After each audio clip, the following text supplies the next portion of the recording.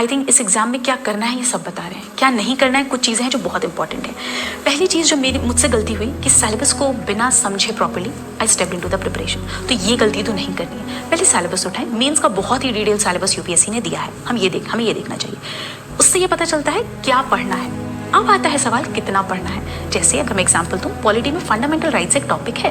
Fundamental rights पे एक book भी हो सकती है, आप एक आर्टिकल पे एक बुक लिख सकते हैं। तो हमें कितना रिक्वायरमेंट है उसके लिए प्रीवियस ईयर क्वेश्चंस देखो। तो सिलेबस बताता है क्या पढ़ना है, प्रीवियस ईयर क्वेश्चन बताते हैं कितना पढ़ना है, कितना रिक्वायरमेंट है। ये दो चीज़ों के बाद तीसरी चीज़ आती है बेसिक्स। एंड बेसिक्स के लिए आई थिंक एनसीईआरटी से बेहतर कुछ नहीं है। अब मैं ये बिल्कुल नहीं कहती कि 6 से 12 की सारी एनसीईआरटी पढ़नी है। कुछ स्पेसिफिक कुछ बेसिक्स हैं जिनको आपको रेफर करना है। बहुत ही limited number of standard books, क्योंकि आई थिंक एक मुझसे जो गलती हुई कि वो मैं बहुत सोर्सेज को रेफर करती थी। अब जिस सब्जेक्ट से डर लग रहा है, जैसे हिस्ट्री वीक है तो हिस्ट्री के लिए मैंने कम से कम 10 किताबें पढ़ ली हैं। आप उसको कंसोलिडेट नहीं कर पाओगे, आप उसको रिवाइज नहीं कर पाओगे, तो अल्टीमेटली उस नॉलेज का कोई यूज़ नहीं है।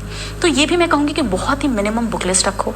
आई थिंक पढ़ने से ज़्यादा इंपॉर्टेंट एक रिपीटेड रिविजन स्लॉट कि हर 10 दिन बाद, 10 दिन नहीं तो 20 दिन बाद मैं 1-2 दिन का स्लॉट कि पिछले 20 दिन में जो पढ़ा उसको मैं रिवाइज करके उस पर एक टेस्ट सॉल्व करके और तब मैं आगे बढ़ूँ। तो ये कुछ चीज़ें हैं जो मुझे लगती हैं रिक्वायर्ड हैं इस फील्ड। ठीक।